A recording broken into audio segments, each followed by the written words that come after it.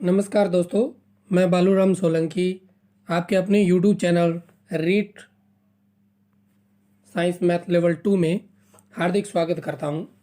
आज हम पढ़ेंगे प्यारे दोस्तों अध्याय नंबर 3, कक्षा 6 का अध्याय नंबर 3 है। आरबीएससी की बुक है।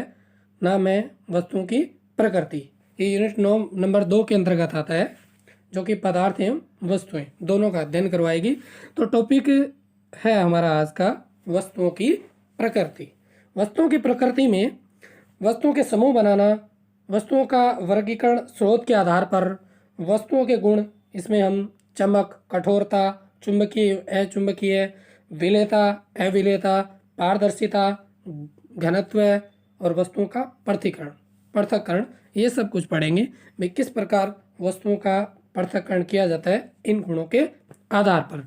सबसे पहले हम पढ़ते हैं 3.1 में वस्तुओं का समूह बनाना। अब ये समूह किसके आधार पर बनाएंगे हम? जो हमने ऊपर गुण पढ़े हैं, चमक, चुंबकीय अचुंबकीय, विलेय, पारदर्शिता, इनके आधार पर समूह बनाएंगे। देखिए पढ़ते हैं थोड़ा। हम अपनी कक्षा, घर, बाजार और मैदान के आसपास विविध प्रकार की वस्तुएं देखते हैं जिनका उपयोग हम दैनिक जीवन में करते हैं, जैसे पुस्तकें, खाना पकाने के बर्तन, ऊन, आभूषण, वस्त्र, खिलौने, रबड़, कुर्सी, पानी, बैलगाड़ी, साइकिल, गेंद, पेन, तार आदि। इनमें से कुछ वस्तुएं प्रकृति में पाई जाती है तथा कुछ वस्तुएं मनुष्य के द्वारा निर्मित होती है।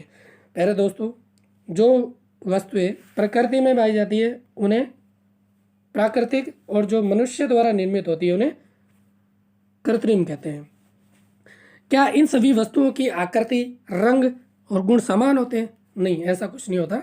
नहीं, ये वस्तुएं एक दूसरे से भिन्न होती है। कुछ वस्तुएं चमकीली तथा कुछ वस्तुएं चमक से रहित होती है, जबकि कुछ वस्तुएं कठोर और कुछ वस्तुएं नरम होती है। कुछ वस्तुएं जल में विलेय होती है, यानी पूरी तरह से जल में घुल जाती है, और कुछ वस्तुएं अविलेय होती है, जो जल में नहीं घुलती है। जिन वस्तुओं के गुण समान होते हैं उन्हें एक समूह में रखेंगे और जिनके नहीं समान हो से दूसरे समूह में रखेंगे। हम वस्तुओं के समूह क्यों बनाते हैं, ये वस्तुएं किन पदार्थों की बनी होती है, इन प्रश्नों के उत्तर का पता लगाने के लिए इस अध्याय का हम अध्ययन करेंगे। हम इन वस्तुओं की आवश्यकता एवं सुविधा अनुसार अलग अलग समूह बनाते हैं, जिससे कि ये एक दूसरे में मिश्रित ना हो। प्यारे दोस्तों, चित्र 3.1 में इसका डायग्राम भी दिखाया गया है। अब अलग अलग वस्तुएं दी गई है। अब इनकी कठोरता, विलेयता, पारदर्शिता, चुंबकीयता, घनत्व के आधार पर हम अलग अलग समूह बनाएंगे। गतिविधि 1 आपके सामने है, इसका अध्ययन हम अभी करेंगे। गतिविधि 1 में आपके विद्यालय के कक्षा कक्ष तथा विद्यालय के बाहर की वस्तुओं को एकत्रित कीजिए। एकत्रित की गई वस्तुओं खिलौने, पेंसिल, नोटबुक, रबड़, किताब, कुर्सी, मेज, समाचार पत्र, ऊन, आम, रुई, बेलन, बिजली के स्विच आदि हो सकती हैं। इन संग्रह में से उन सभी वस्तुओं को पृथक पृथक कीजिए जो कागज, लकड़ी, लोहा, रबड़ आदि प्लास्टिक से बनी है। इन्हें सारणी 3.1 के अनुसार क्रमबद्ध कीजिए। यदि कागज है, जैसे कागज में कौन कौन आ जाएगा? नोटबुक आ जाएगा, समाचार पत्र इत्यादि आ जाएगा। प्लास्टिक की वस्तुएं एक तरफ कर लेते हैं, लकड़ी की वस्तुएं एक तरफ कर लेते हैं, लोहे की यानी जो धातु से बनी हुई वस्तुएं उन्हें एक तरफ कर लेते हैं। उपयुक्त सारणी से स्पष्ट है कि कुछ वस्तुएं एक ही पदार्थ की बनी होती है, जबकि कुछ वस्तुएं एक से अधिक पदार्थ की बनी होती है। इन पदार्थों के स्रोत अलग अलग होते हैं। देखिए क्या क्या स्रोत हैं इनके, यानी बनने के लिए क्या क्या इन्हें, स्रोत का मतलब कहाँ से इनका उत्पादन हुआ है। कागज से बनी है तो कागज से इनका उत्पादित होगा, इसके बारे में जानते हैं। वस्तुओं का वर्गीकरण स्रोत के आधार पर। वे वस्तुएं जो हमें प्रकृति यानी पादप एवं जंतु से प्राप्त होती हैं उन्हें प्राकृतिक कहते हैं। जो वस्तुएं मनुष्य द्वारा निर्मित होती है उन्हें मानव निर्मित या कृत्रिम वस्तुएं कहते हैं। इन वस्तुओं को अलग अलग कर सकते हैं। प्यारे बच्चों, यहाँ पे 2 MCQ प्रश्न बन रहे हैं कि प्राकृतिक वस्तुएं कौन सी होती है जो जंतु एवं पादप द्वारा यानी प्रकृति से बनती है, और मानव निर्मित क्या होती है? कृत्रिम होती है, यानी जो मानव द्वारा होती है, निर्मित होती है, उन्हें कृत्रिम कहते हैं। गतिविधि 2 दी गई है। चित्र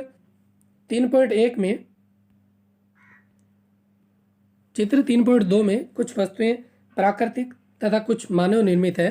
पता लगाकर 3.2 को सारणीबद्ध कीजिए। अब 3.2 में हम सारणीबद्ध करेंगे। पहले 3.2 में जो दी गई है उन्हें देख लेते हैं। अनार, अनार क्या है? प्रकृति द्वारा निर्मित है, यानी प्राकृतिक है। हल, हल क्या है? हल मानव द्वारा निर्मित है।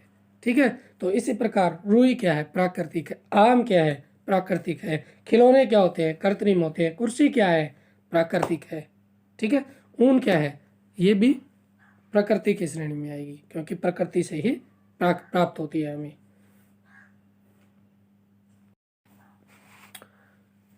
अभी जो वस्तुएं या जो चित्र हमने देखे सारणी 3 डायग्राम 3.2 में, उन्हें हम सारणी 3.2 में व्यवस्थित करेंगे। जो जो यहाँ पे दिया गया है, जैसे आम क्या था? प्राकृतिक था। कुर्सी क्या है? मानव निर्मित या कृत्रिम लिख देंगे। इसी प्रकार हम अलग अलग इस सारणी को कंप्लीट कर सकते हैं। 3.3 में आता है वस्तुओं के गुण। हमारे घरों में पीने के पानी को संग्रहित करने के लिए मिट्टी से बने घड़े, धातु से बने बर्तन व प्लास्टिक की बाल्टियों आदि को काम में लेते हैं।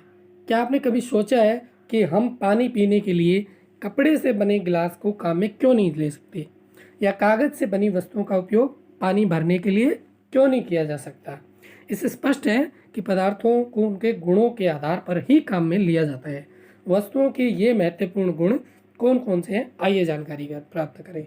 यदि हम इसमें कागज़ से बने हुए बर्तनों का उपयोग करेंगे तो वो जल्दी से ही गल जाएंगे, क्योंकि उनको पानी सहन करने की इतनी क्षमता नहीं होती। ये सब धातुओं की होती है, इसलिए हम गिलास से बने हुए, धातु से बने हुए गिलास का ही उपयोग करते हैं। अभी हम धातुओं के गुण पढ़ेंगे, यानी क्या क्या गुण होते हैं जिनके आधार पर उन्हें अलग अलग काम में लिया जाता है। पहला गुण है प्यारे दोस्तों, द्युति यानी चमक। गतिविधि 3, स्टील की एक थाली एवं लकड़ी के टुकड़े को पर्याप्त प्रकाश में ले जाकर अवलोकन कीजिए, इनमें से कौन सी वस्तु चमकीली है? स्टील की एक थाली और लकड़ी का एक गुटका लेते हैं। जाहिर सी बात है, स्टील की थाली होती है वो ज़्यादा चमकेगी, यानी उसकी चमक ज़्यादा है, और गुटका न के मात्र यानी चमकदा भी नहीं है। इसी प्रकार कुछ अन्य वस्तुओं के जोड़े नीचे सारणी 3.3 में आपको दिखाए गए हैं। इस आधार पर हमें इनका चमक का वर्गीकरण करना है। भाई गहने सबसे ज़्यादा चमकते हैं, ठीक है, एल्यूमिनियम की चद्दर और कंघी, कोयला, तो इनकी चमक के आधार पर हम उनको आगे हम पढ़ेंगे। आगे के चैप्टर में धातु और अधातु में, यानी धातु होते हैं वो चमकीली होती है, जबकि अधातु होती है वो चमकीली नहीं होती है। तो अभी बेसिकली हमें इतना देखना है कि चमक किस में है। तो आपके सामने अब जाहिर सी बात है, नॉर्मल सी बात है कि आप बता सकते हो किस में चमक है अथवा किस में नहीं है। आगे इसी प्रकार सारणी 3.3 को हम कंप्लीट करेंगे, भाई किस में चमक होती है और कौन चमक रहित होता है। ये सारणी 3.3 को पूर्ति करने के बाद हम देखते हैं उक्त सारणी एवं चित्र में प्रदर्शित वस्तुओं का अवलोकन करने पर हम पाते हैं कि धातुओं से वस्तुओं में चमक होती है, धातुओं के कारण, जैसे गहने, बर्तन, एल्यूमिनियम की चद्दरें आदि। और जो आपको अधातु दिखी थी, कंघी और कोयला, उनमें चमक नहीं होती है। आपने देखा कि घरों में तांबे के लोटे की चमक कुछ दिनों में कम हो जाती है। धातुएं वायु व नमी के संपर्क में रहने से संक्षारण के कारण अपनी चमक है वो खो देती है। ठीक है, इनमें वायु और नमी के संपर्क में आने के साथ ये क्रिया करती है, जिनसे ये वस्तुएं, धातुएं संक्षारित होती है, जिनके कारण ये अपनी मूल जो चमक होती है उनको खो देती है। इसके बाद देखते हैं हम कठोरता। पहला हमने पढ़ा चमक, अभी है कठोरता। गतिविधि 4, आपके आसपास अनेक वस्तुएं ऐसी होती होगी जिनको दबाने या संपीड़ित करने पर आसानी से दब जाती है, जबकि कुछ वस्तुएं ऐसी होती है जिनको आसानी से दबाया नहीं जा सकता। ऐसी वस्तुओं की सूची बनाकर उन्हें कठोर या नरम वस्तुएं भी वर्गीकृत कीजिए, जैसा कि सारणी 3.4 में दर्शाया गया है।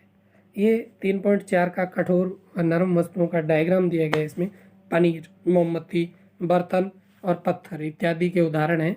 ये हम सारणी 3.4 में फिल करेंगे। लकड़ी की मेज़, आगे आप इसको कंप्लीट कर सकते हो। आगे देखते हैं हम ऐसी वस्तुएं जिनको आसानी से दबाया या संपीड़ित नहीं किया जा सकता, वे कठोर होती है, जबकि ऐसी वस्तुएं जिनको आसानी से संपीड़ित किया जा सकता है वे नरम होती है। पहले दोस्तों, धातुओं का गुण होता है वो कठोरता का होता है, चमक का होता है, जबकि अधातुओं का गुण होता है वो चमक रहित का होता है और नरम का होता है। जबकि ऐसा नहीं है सभी धातुएं कठोर होती है या सभी अधातुएं नरम होती है। इनमें अपवाद भी है, जैसे भी आगे आएंगे हम उसके बारे में चर्चा करेंगे।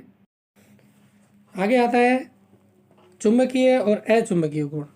आपने देखा होगा कि अब जब आलपिन या लोहे से बनी चाबी के समीप चुंबक को ले जाया जाता है तो ये वस्तुएं चुंबकीय ओर आकर्षित होती है, जबकि यही क्रिया अन्य वस्तुएं जैसे पत्थर के टुकड़े, पेंसिल, प्लास्टिक का पेन आदि के साथ करते हैं तो हम देखते हैं कि ये वस्तुएं चुंबक को की ओर आकर्षित नहीं होते हैं। ऐसा क्यों होता है? चुंबकीय गुणों के आधार पर वस्तुएं दो प्रकार की होती है। ऐसी वस्तुएं जो चुंबक की ओर आकर्षित होती है वो होती है चुंबकीय वस्तुएं, जैसे लोहे से बनी सभी वस्तुएं हो गई। ऐसी वस्तुएं जो चुंबक की ओर आकर्षित नहीं होती है उन्हें कहते हैं अचुंबकीय वस्तुएं, यानी प्लास्टिक आदि से, लकड़ी आदि से बनी हुई वस्तुएं। अभी गतिविधि 5 में हम देखेंगे कि किस प्रकार से चुंबक है वो चुंबकीय वस्तुओं को अपनी ओर आकर्षित करती है। कांच की प्याली में लकड़ी का बुरादा व आलपिन लीजिए और आपके पास चुंबक, उसके पास चुंबक ले जाइए। आप क्या देखते हैं? आप देखेंगे कि आलपिन चुंबक की ओर आकर्षित होती है जबकि लकड़ी का बुरादा नहीं। अतः हम कह सकते हैं कि आलपिन चुंबकीय है और लकड़ी का बुरादा अचुंबकीय है। प्यारे दोस्तों, उसके बाद हम अगले हमारे वीडियो यानी टॉपिक में विलेयता और अविलेयता के बारे में जानेंगे। भी कौन कौन सी वस्तुएं होती है वो पानी में विलय होती है, विलय का मतलब पूर्णतः घुल जाती है, और कौन सी वस्तुएं वो घुलती नहीं है। इस संबंध में जानने के लिए आप मेरे साथ आपके अपने YouTube channel REET science math level 2 में जुड़े रहिए। तब तक के लिए स्वस्थ रहिए, मस्त रहिए। जय हिंद, जय भारत।